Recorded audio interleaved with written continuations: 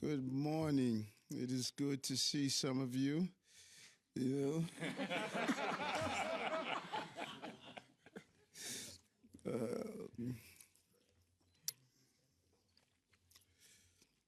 Two commissioners that always bring their A game, both Lori from Cultural Affairs and Commissioner Hendon, not only served our country, but serve the city of New York and those vets who serve our country. And I really want to thank him for just continuously giving back to the city and the country that he loves. And every day delivering for our city, safer, more affordable city. This includes a place to raise healthy children and families. And today, I want to start by noting that the month of May is a special time for our service members, our veterans, and our military families.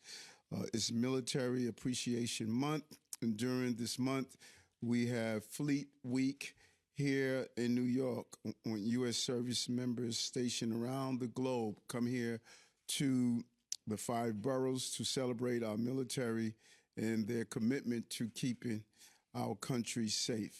And it includes Memorial Day, when our country honors the men and women who made the ultimate sacrifice for our freedom. And one of them, I always reflect on my Uncle Joe. I can remember like it was yesterday, getting the knock on the door that at 19 years old, he died in Vietnam defending this country. And these are real family members, and it impacts us all, and we should never forget that. It's not about barbecues and hot dogs and rides. It's about remembering those men and women who gave their lives for our country. And this is why our administration has established this week as Veterans and Service Members Week, to highlight our city's efforts to serve those who currently are serving or who have served our country. Already this week, we've announced our support for new property tax exemptions and loan options to New York City veterans buying a home. And we uplifted our efforts to help nearly 100 veterans connect to job support this year alone. This builds on the support we're providing our Department of Veteran Affairs. Commissioner Hendon has been saying he needed some more cash there, so we're giving them $1 million to their budget, and our best budget ever, so they can continue a stronger safety net for our veterans. In our year's first week reception, we've announced plans for a new memorial to honor the over 100 service members from New York City who made the ultimate sacrifice in the post-9/11 wars in Iraq and Afghanistan. And today, we're excited to announce that nationally acclaimed sculptor Dow Blumberg has been chosen as the artist for this vital memorial. All right.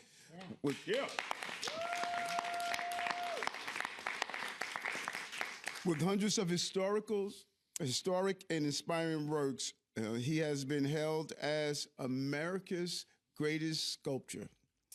His America's Response Monuments statue, just blocks from here, pays tribute to the special forces who first responded to the 9/11 attacks.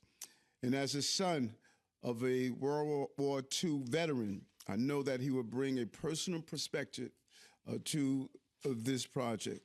But today, we are not just announcing the artist of this work, we are going to show you what we hope it would look like once it is done. And I'm proud to unveil the initial design for this new memorial to honor our post-9/11 service members, titled Flames of Honor. You want to join me since your money's going into this also? I got you. From the top, okay?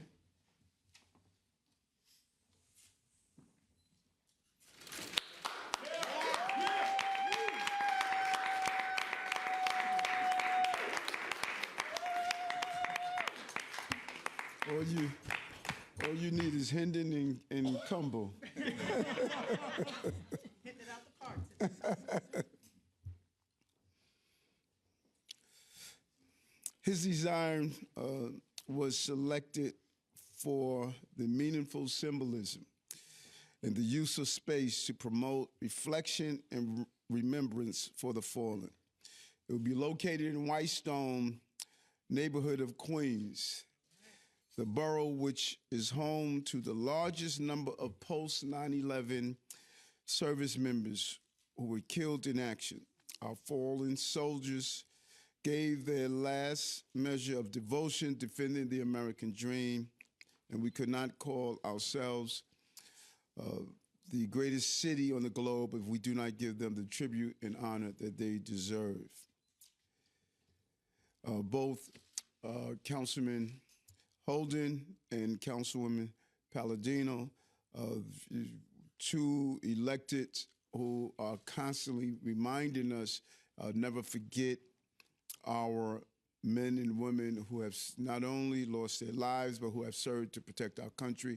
And I want to thank both of you for being there, and Councilman as well, or three of you. Who am I missing? Am I missing anyone? Carr. Yeah, no Carr. I got Carr. You know. Palladino, Holden, Carr. Okay. Common sense. Yeah, you know, Councilman Carr out in Staten Island, the Common Sense Caucus. Right here. It will serve as a symbol that our gratitude to the veteran community and the thank yous we owe them are not just spoken once a year. Our gratitude is felt every day, and the freedom we share, practice, and appreciate. And so Flames of Honor is how we make that known. And so Commissioner Hendon, I want to turn it over to you and then turn it over to our borough president for his contribution to this effort. Didn't hesitate. When we said the veterans, the borough president did not hesitate and stated he wanted to be a part of this. Thank you very much. All right. You know, before talking about the memorial and things recently announced, we lost a titan in our veteran community this past Friday. Marine Corps veteran, Army National Guard veteran, Vietnam veteran, Edward Schloman. And I just want to take a moment just to read a little bit from a letter that we're giving to the family right now.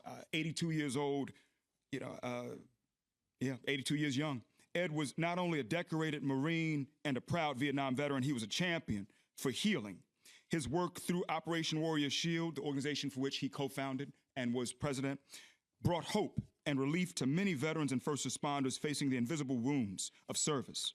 His advocacy for the transcendental meditation, companion dogs, and holistic support changed lives, opening doors to care that met people where they were with dignity and compassion. We were honored to work alongside Ed in service to New York City's veteran community. His impact on our agency and on countless individuals will not be forgotten. We remember him for his kindness, his relentless dedication, and the quiet strength with which he helped others reclaim their peace. Edward Schloman, sunrise, Monday, September 8th, 1942, sunset, Friday, May 16th, 2025. May he rest in peace. All right. Now to today's events. I want to acknowledge folks from top to bottom. Of course, our 110th Mayor of the City of New York, the Honorable Eric Adams. Want to call out? Yeah. Want to acknowledge others in the administration who are here. Deputy Mayor for Health and Human Services, Suzanne Miles-Gustav. Deputy Mayor for Operations and the DVS alum, Jeff Roth. Deputy Mayor for Intergovernmental Affairs, Tiffany Raspberry. And, my sister from another mister, where you at, Lori? Commissioner for the Department of Cultural Affairs, Lori Cumbo. In their absence, Edonis Rodriguez, Commissioner for the Department of Transportation, and Andrew Kimball, Chief Executive Officer of the New York City Economic Development Corporation. Now we got to go to folks on the ground who make this thing possible. In their absence, Queens Community Board 7, Chair Chuck Appelian, and then District Manager Marilyn Mack McAndrews. Also, from the 19th, y'all heard her mentioned before, Vicky Palladino, our council member for the district in which this is located. Highest concentration of veterans is in Queens. Highest concentration in Queens is in the councilwoman's district. Calling out Chair of the Veterans Committee, Honorable Robert Holden, District 30. Also, we're going to hear a little bit about this property tax relief for the veterans for the Cold War property tax. Got to acknowledge David Carr, council member from the 50th District for the council. Can't sit here and not call this man out too. who's making such a major contribution to this, Borough President for the Borough of Queens, the Honorable Donovan Richards. Yep. And also acknowledging all others a part of this, from the state, from the federal government. This is a team fight to get these things done, to be right by our service members, and honoring them today. I want to read one other thing to level set, so we all understand what this is about, why we're here. This is from the Oath of Enlistment. 1789, they first wrote it. They did a small modification in 1960.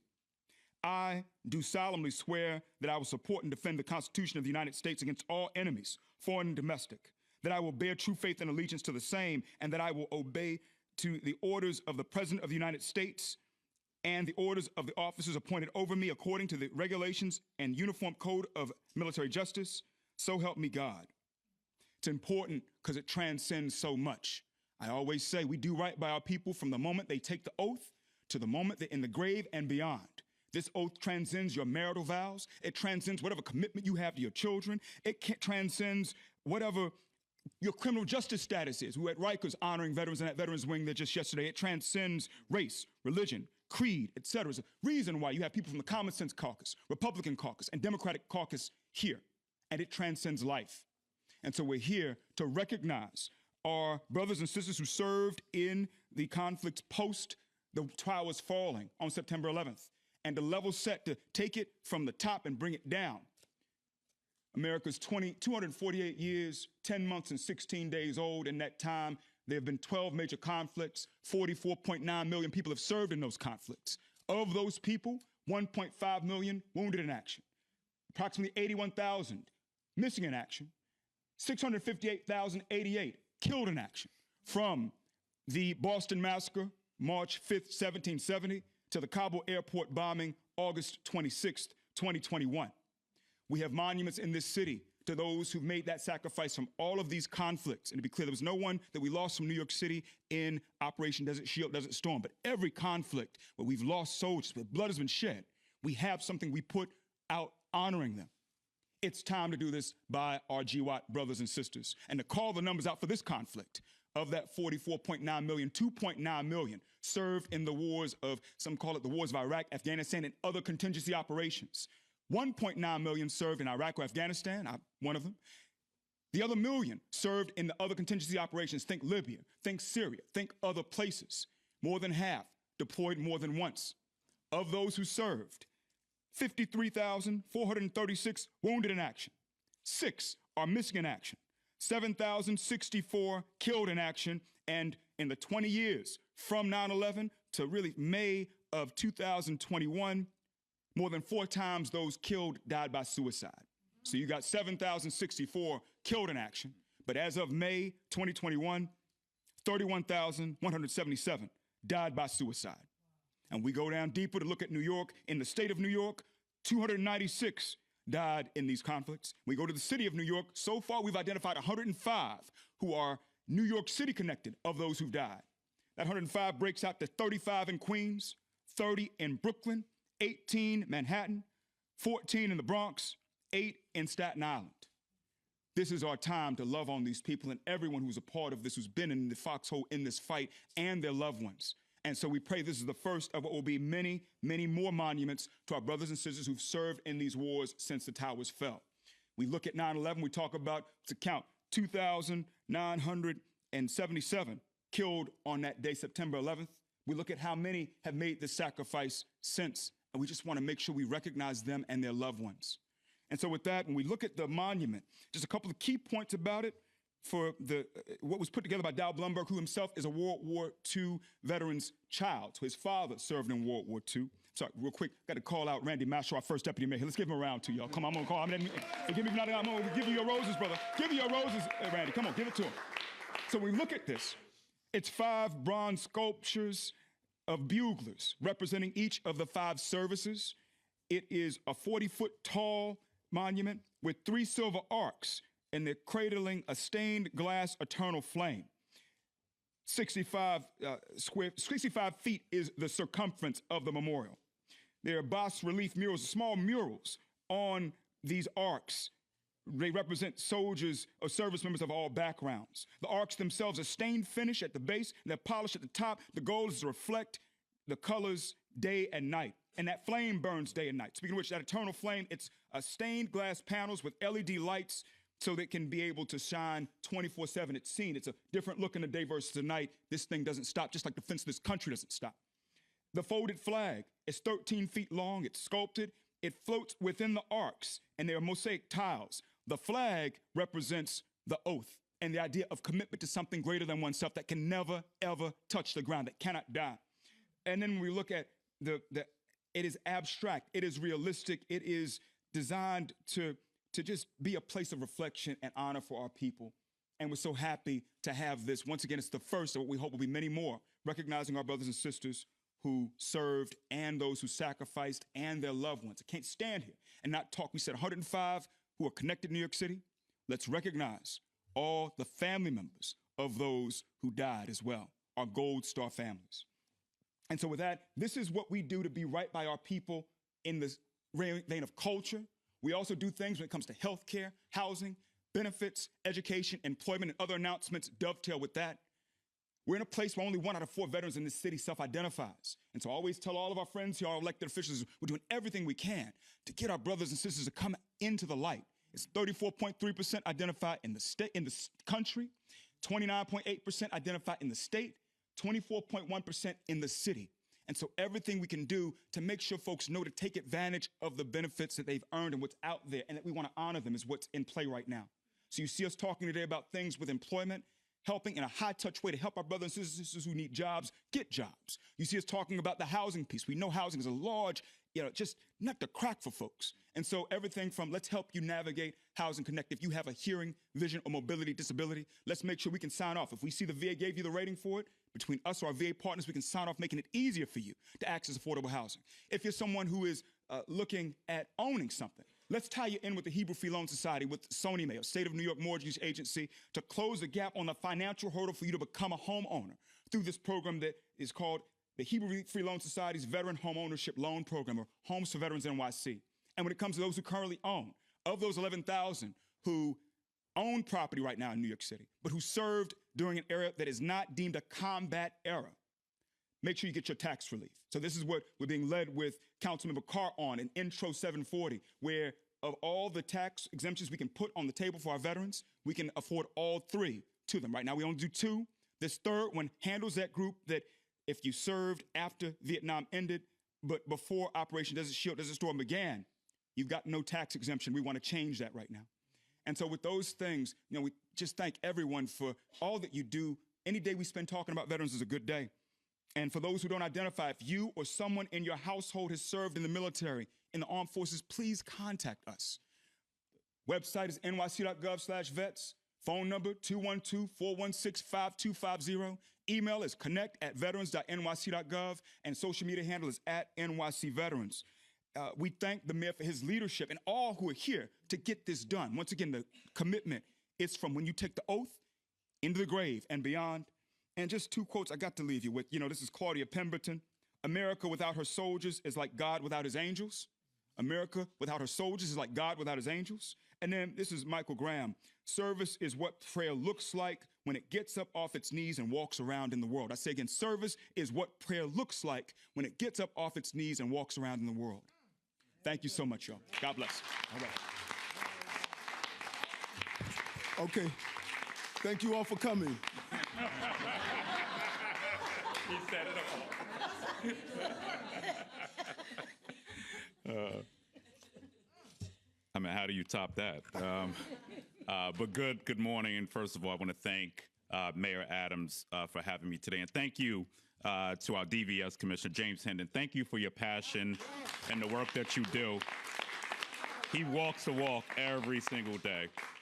And today I want to acknowledge one person who I know many of us wish would be here today to thank in person, and that's our colleague, our friend and our brother, the late Paul Vallone, who was very passionate about this project. And during his time in the city council and as deputy commissioner at Veteran Services, he was a vigorous advocate for this memorial. Remember him talking to me about it when I became borough president. And even though he's not here in this room, his legacy is truly eternal. And this memorial will be a testament to his life of service on behalf of those who've served us. We miss you, Paul, and we love you. September 11th changed our city and our world forever, and while many of us were left wondering what came next, some of us saw that day as a call to service and enlisted in the military. In the 24 years since their service and sacrifice has protected our city and our country. But that protection has come at a painful cost, as so many of our post-9/11 service members have been killed in action. In fact, more military members from Queens have been killed in action since 9/11 than any other borough. And that's why it is essentially meaningful for Queens to be the site of this memorial.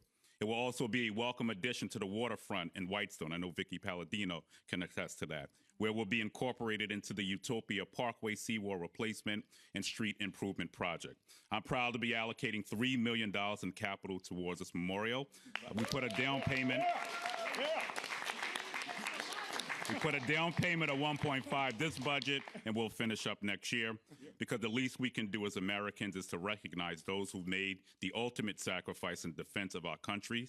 These heroes never came back home to their loved ones, and only because of that sacrifice, we as Americans and as New Yorkers live in a safe and secure country. So as we gear up for Memorial Day, I want to express Queen's gratitude to everyone who has worn our nation's uniform. And whether it's at my office Memorial Day event tomorrow, I think you'll probably be joining us, or on the parade routes this week, and I look forward to saluting each and every one of those who've served in person. I'm grateful to each and every one of you who've worn our nation's uniform. May God bless our service members, past and present, and God bless America. All right. Any questions on this before we go into off topics? Okay. Hello, Mr. Mayor. I have a question for Councilman Robert Holden as the chair of the Veterans Committee. Mr. Holden, what more would you like from the city to do on the case of veterans? Well, I'd like to double the DVS budget, but poke. Yeah, they're one of the smallest agencies, and certainly the fact that only 24% of veterans in New York City self-identify is a problem, because they're not getting the benefits that they deserve. So that's why if we put money into DVS, more will self-identify, because we can reach more. DVS can't do a mailing to the veterans because they don't have the budget. So I think the mayor is working on that. I hope he is, and I think we'll see some results, hopefully. But I think it's a very important step that we increase the budget for DVS. That's my say. And I think the council makes a good point. And what we want to do using Commissioner Hendon is that when the vets go overseas or they defend here at home, they don't do it just for governmental officials. They do it for corporations. They do it for everyday citizens. And our corporations, they need to step up. They need to make sure that they're doing their part. They are able to sell their products because it has the good housekeeping seal of approval that it's American made. And you can make things in America because our men and women go and defend America. We are who we are because we have the greatest military force on the globe. And so I want to see all of my Fortune 500 companies.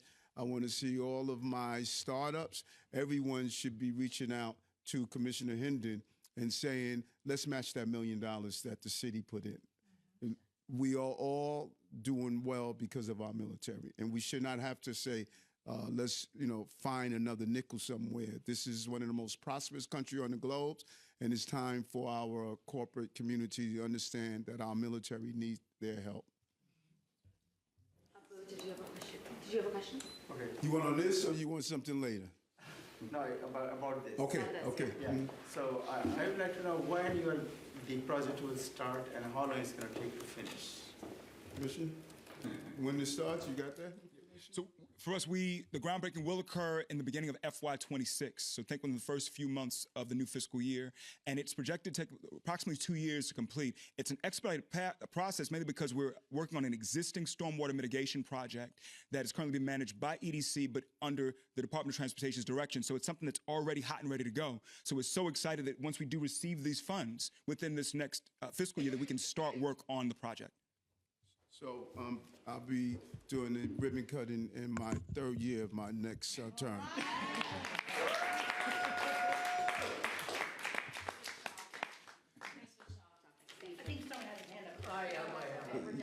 You calling people, Kate? Okay. Thank you. Thank you, everyone. This is part of what veterans fight for a free press. It's being ignored by the mayor. Would you agree, Commissioner? That's what my dad fought for. Hold on, before you put it away, let's get the mayor next.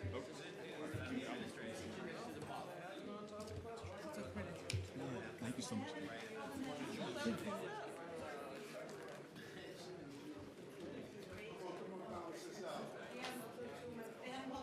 My dad is their dad, and this is what he was.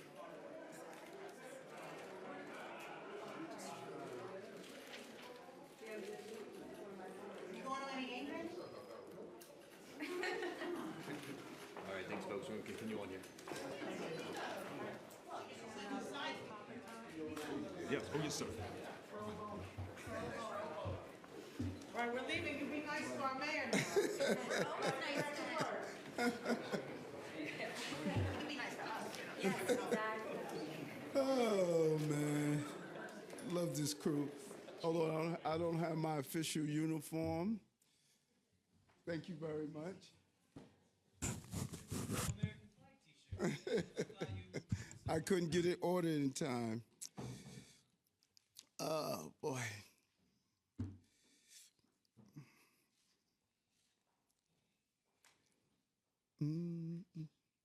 Some folks like to get away. I want to hold some stuff for the end, but why don't we open up to some questions? Okay? Yes.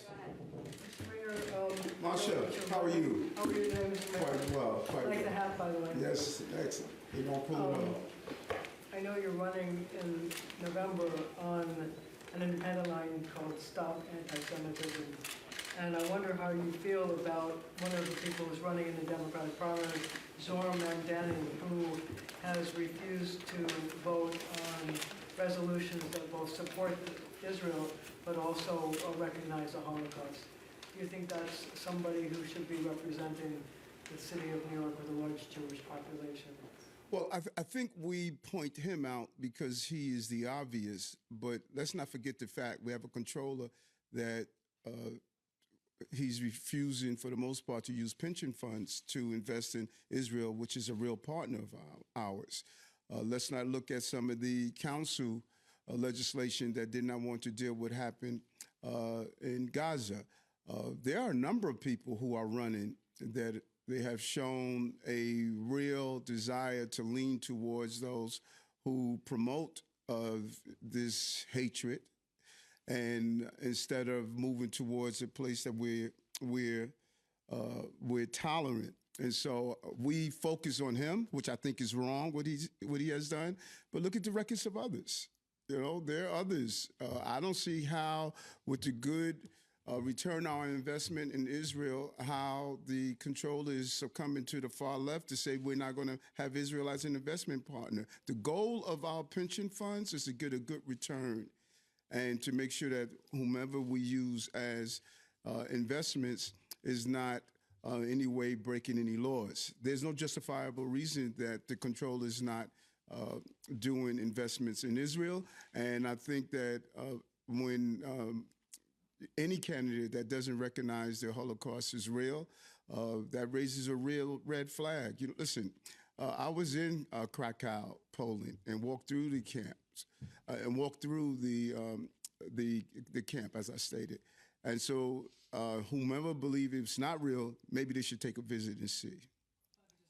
Do you think that these people who you've cited, both Mamdani and Lander and others, that it adds to the huge increase in anti-Semitic incidents and Jew hate that we've seen both last year and in the first part of this year? Well, I think it's a level of anti-Semitism, for the first time in my lifetime, there is a level of comfort in being anti-Semitic, either on social media, the celebration you saw that some saw after October 7th on our streets, on the streets of the city of New York, going to synagogues, going to 770, which is the headquarters of the Lubavitch community, and the Grand Rebbe, what he has done for tolerance, building Chabad houses all over the globe to allow people in, to go to places where people worship.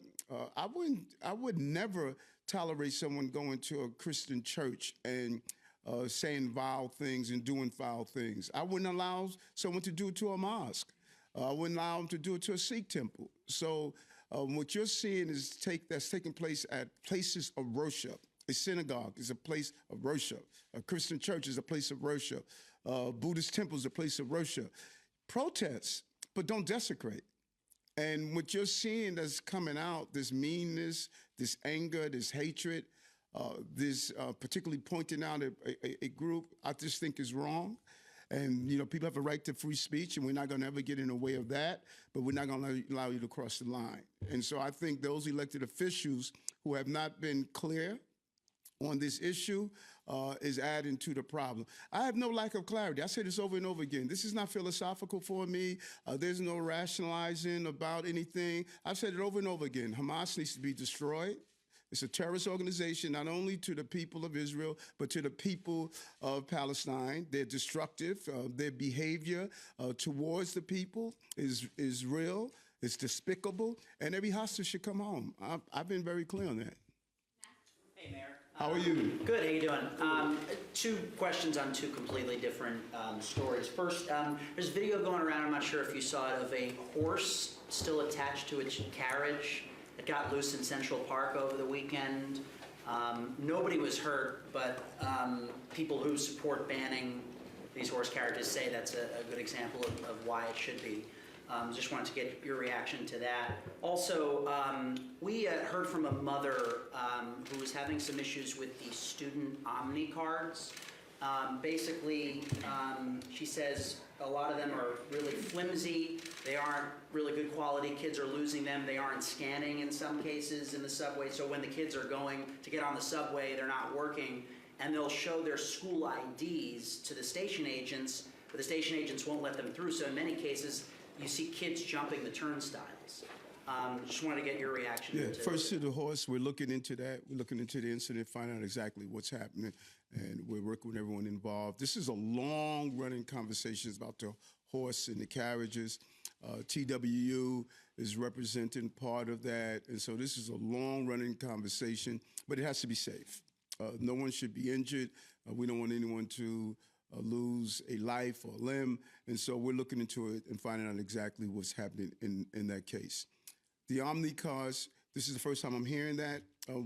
I think it's an amazing initiative we did because over the summer months, these young people had to use the small amount of money that they made. They had to use it to use the transportation system, but now we are giving them free Omni cars.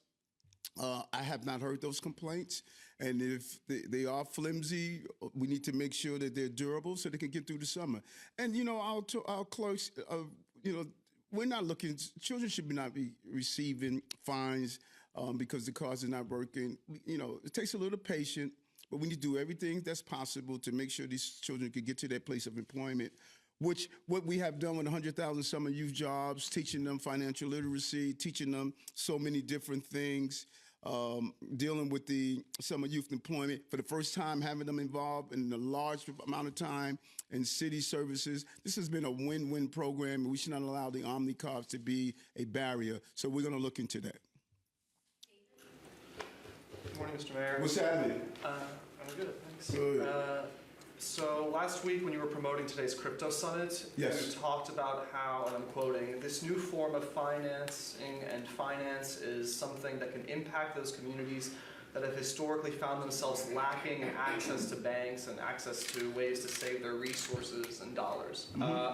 What did you mean specifically? Unbanked New Yorkers should invest in crypto? No. What you find, and I was really blown away some years ago when I was state senator, how many communities are unbanked for one reason or another. And we need to introduce them into this new technology, blockchain, crypto. And I think our young people learning it early. Crypto is here. It is going to be here for a long time. And I think many of us don't realize the evolution of paying for goods and services. I mean, when you went back in days and you were bartering with cows and goats, no one thought that one day we would have something called credit cards. Money and paying for goods and services is going to evolve. This is one of those evolutions. And so if a person is unbanked and they want to find a bank that's miles away from them, they should do so. If a person is unbanked and they want to go online and look at some of the new banking mechanisms, they should do so. If they're unbanked and they want to invest in crypto, they should do so. Like I took my first 3 paychecks in crypto, and many of you were laughing at me. Go look at my balance now. Who's laughing now? I am. And so the goal is to introduce people to the possibilities of paying for goods and services and for building out their revenue. That's what it's about. I'm not telling them what to do. I'm exposing them to what to do. Monica. Mr. Mayor, What's hello. happening? First, I want to say, because you always said this is a great opportunity to find out about the community I'm representing. Yes. So since you mentioned Krakow, Poland, and your visit to concentration camps today, Yes. I just want to say, because it's very important for my community, to underline that these were German concentration camp in the German-occupied Poland, and we are very, very appreciation if you could always remember about that. Too. I agree with you 100%. They were not Polish concentration camps. They were Germans, and it's located in Krakow. And that's what I was saying. Thank you, Mr. Mayor. But my question today is proposed budget of President Donald Trump and the impact on the New York City. Are you at all concerned about that? Is there anything you would like to say about that? My congressional delegation, they must fight on behalf of New York City, like I'm fighting on behalf of New York City. They must do so. But I am concerned if we don't get the resources we need. Everything from housing vouchers to Medicaid, Medicare, all those things we need. And I'm concerned if we don't get those items. And we're going to continue. We go back and forth to Washington, D.C. to get them done. But, you know, I'm just sort of mystified that we talk about the budget that's going to be proposed. Let's not forget the budget that was proposed. We didn't get $1 billion from the migrants and asylum seekers. We're losing $300 million from child care vouchers. You know, so I just need a consistency that whomever is taking stuff away from New York City, we need to be vociferous about it. And so, yes, we're going to fight to make sure D.C. Don't shortchange us, but Albany just shortchanged us. We had some victories out of Albany, but we still got a migrant, 39,000 people still in our care. We didn't get that $1 billion.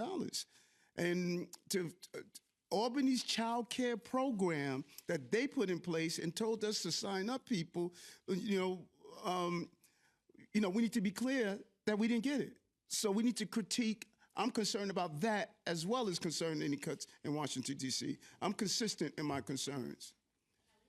Hi, Mr. Kelly. Mayor. Hi, how are you? Good, Speaking of the budget cuts from the state, last week your office announced that the Asylum Seeker Application Center is closing. One of the reasons was given because you weren't given funding from the state. What happened to that funding? Was that the part of the $1 billion that you were expecting to get and they didn't come through on that promise, or whatever the negotiation was there? Then staying on migrants, yesterday the Supreme Court ruled that TPS for Venezuelans would end. During the Biden administration, you championed TPS for Venezuelans so that they could get work authorizations. Now under Trump, that's ending. Are you worried that the Venezuelans here are not going to get work authorizations, and now the cost of the city is going to go up? So 2 questions. Number one, the state was bragging about how well they did with the Asylum Seeker Application Help Center. They were saying how great it was. They were talking about, how wonderful it was in the process. They're not funding it anymore. So, they knew how important it was. They knew that was part of the $1 billion, and they're not funding it. And so we can't pick up the task, because I know you never heard me say this before, but I'm gonna say it for the first time so some of you may hear it. We spent $7.7 billion. I mean, how much more do New Yorkers have to play? We're the economic engine of the state. We spent $7.7 billion. So I think the state should have given us that $1 billion so that we can finish out this process that we've done an excellent job in doing so. And TPS, I advocated hard for TPS, spoke to the previous administration about TPS. We're a big believer When you look at our administration, what we have done to ensure that TPS was in place, we're talking about hundreds of thousands of people, and it's something that I advocate for, and I'm going to continue to advocate for the importance of temporary protective status, work authorization. This is how you get people to become stabilized and pursue the American dream. Thank you. Hi, Mr. Mayor. How are you? I'm all right. Good. Two questions. First, the Congressional Budget Office estimates that the budget bill the president is pushing would cost 8.6 million Americans their health care. And then the governor says that includes 1.5 million New Yorkers. Do you know how many of those New Yorkers live in New York City, and is the city sort of making any contingency plans for that?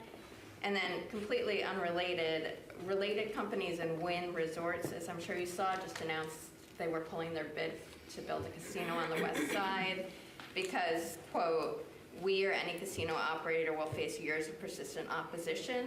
I'm just curious for your thoughts on that statement. I don't have the numbers for your first question.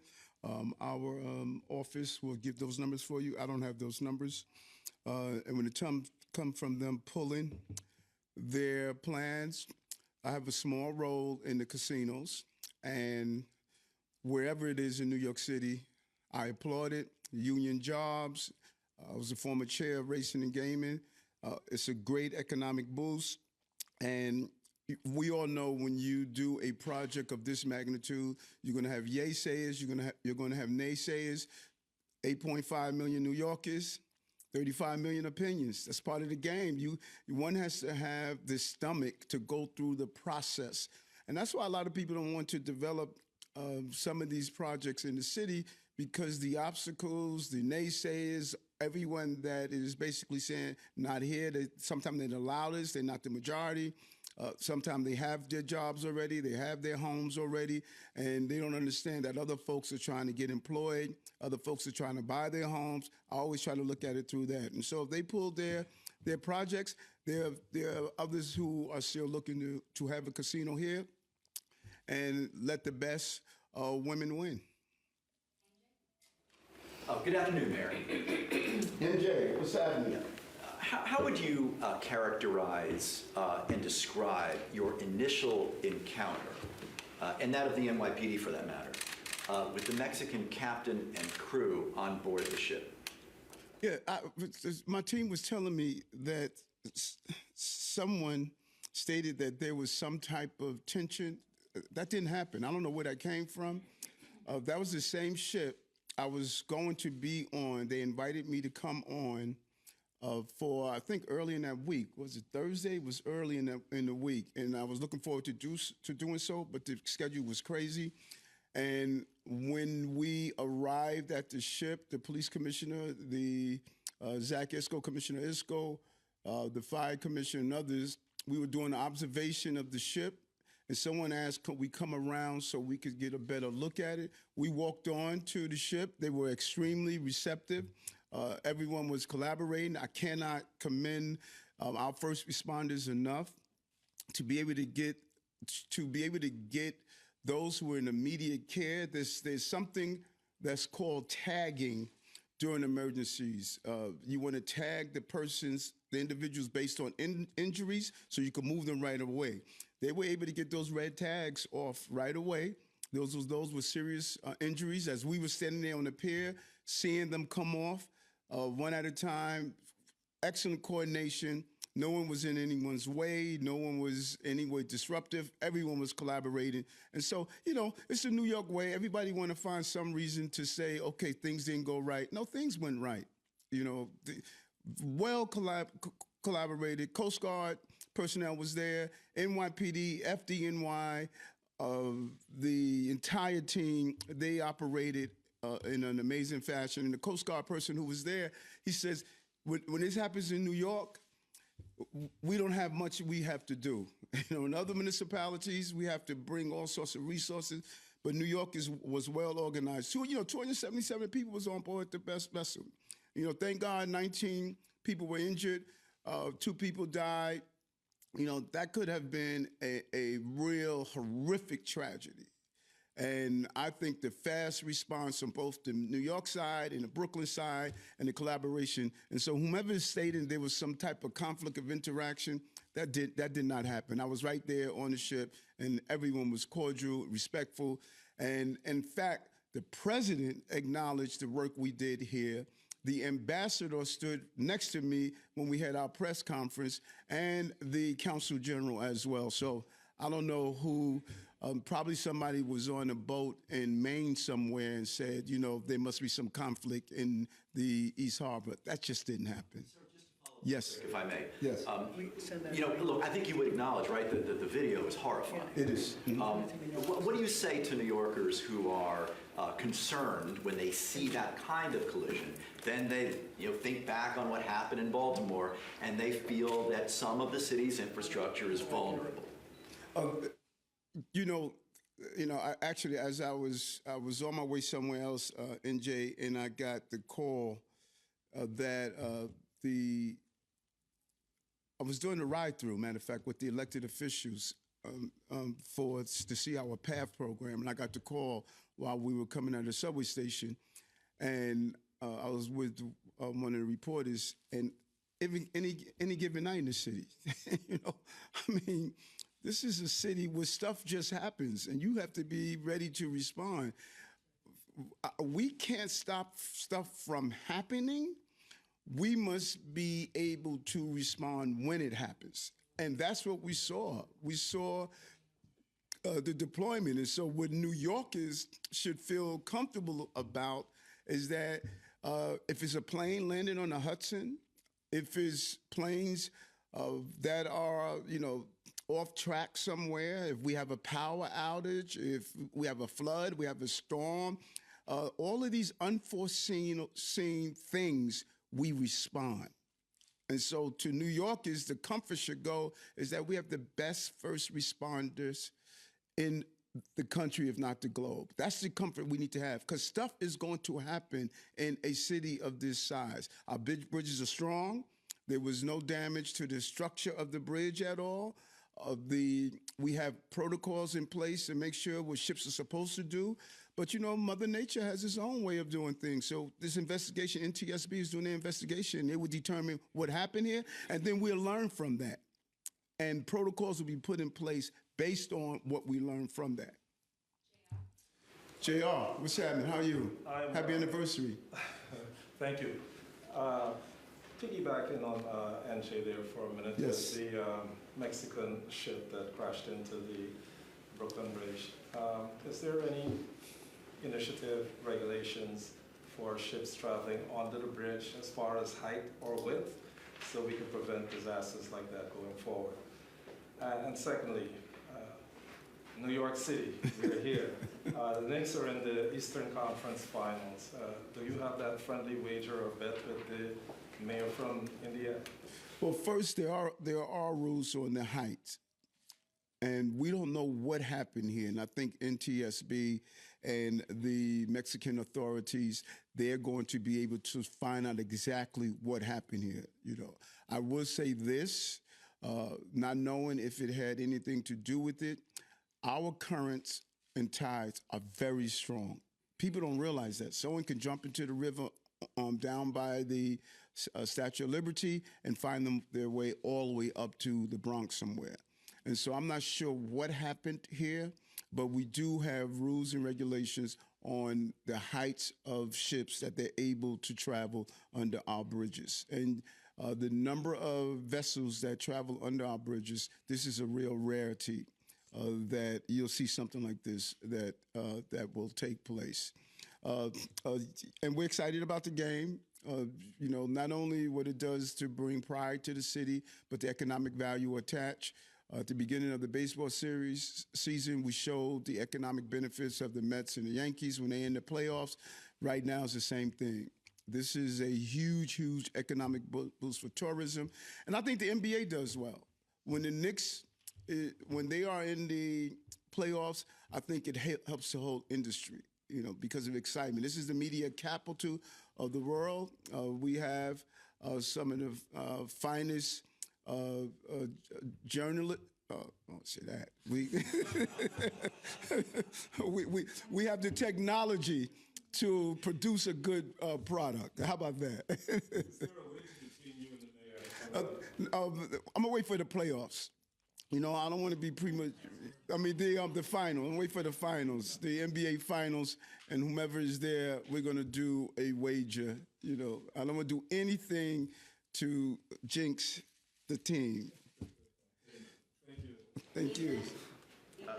Mr. Mayor, beaches are going to be opening this weekend. Just wanted a rundown, I guess. Are there going to be any areas that are closed off like in years past? Like what are the lifeguard staffing levels going to be as summer starts? Well, there hasn't been a lot of talk about the lifeguards this year.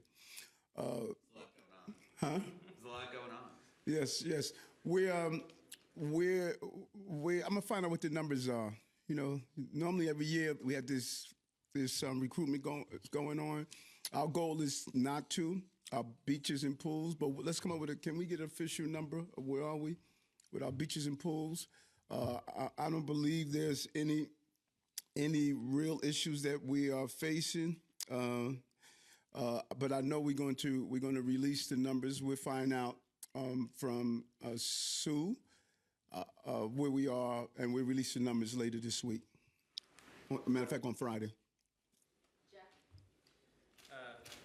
Look, we got handed these letters from you about Equinor, so let me ask about the letter. It seems like there's some disagreement here over whether this was taking a tough line with Trump and standing up to him and pushing back on Trump, or whether this was sweet-talking the president. The governor is presenting it as, you know, I fought Trump, I stood up to him, and we got what we wanted. Seems like you disagree. So what's happening here, and also, like, why should New Yorkers care about this? You say, what did we disagree on what? Who, the governor and I? Yeah, on the approach to get the project back on track, I believe. I'm not sure where you saw the disagreement on. You know, she said what she had to say.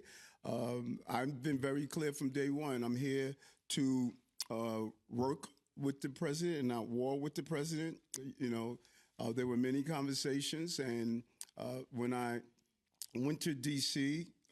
A few weeks ago and stated that I spoke with the president. I remember NJ was asking me a question on how do you think it's going to happen? I say these things take time, you know, and so if, you know, when you ask was there any tangible results, you know, I knew that we had a good possibility of landing this plane, and, you know, so I think it paid off. And so whomever wants the credit, I can care less who gets the credit.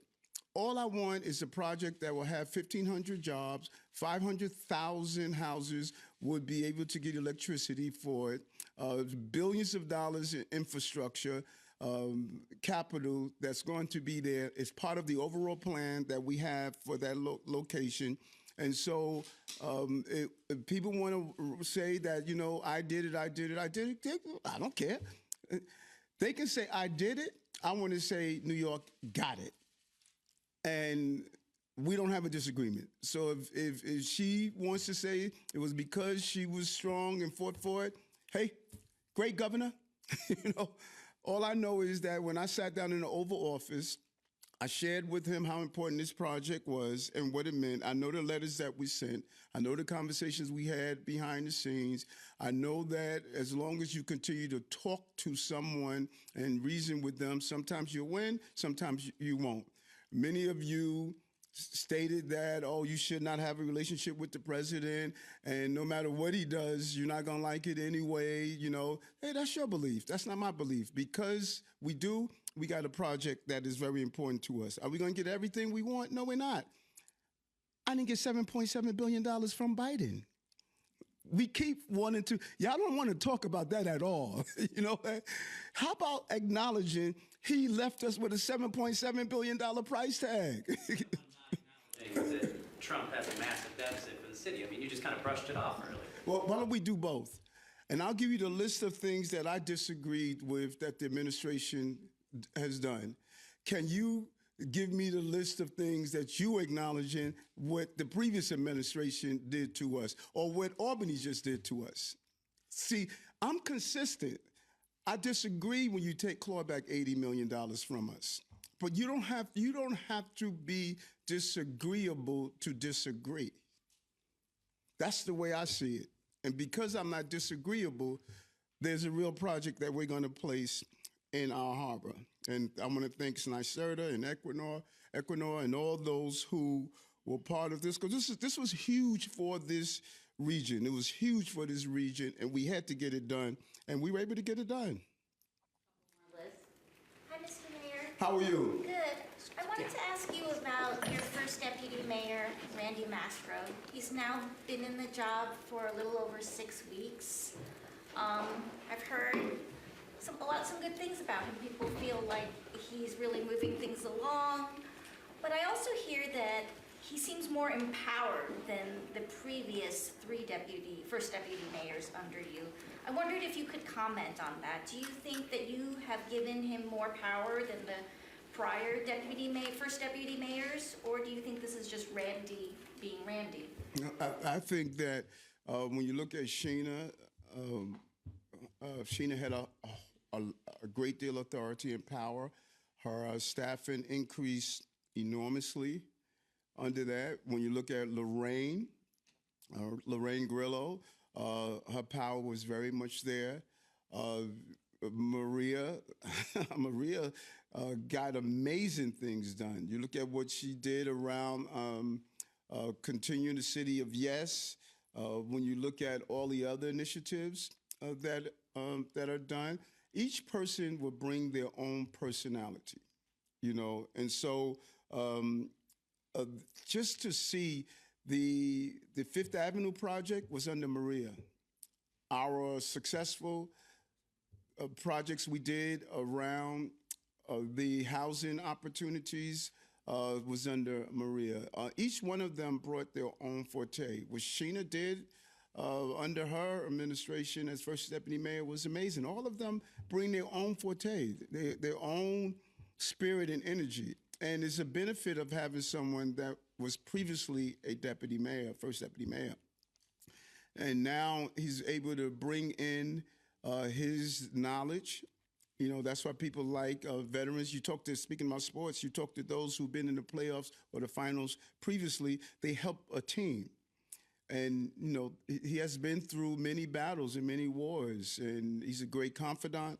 He's dedicated and he's committed. And so I don't think that my trust in him is any different than the trust I had in the rest of the deputy mayors. Last question, Morgan.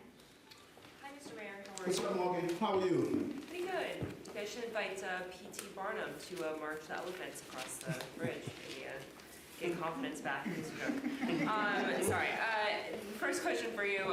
Just wondering if you asked for any funding when you met with President Donald Trump for migrants or anyone in his administration. Did you guys talk about the migrant issue?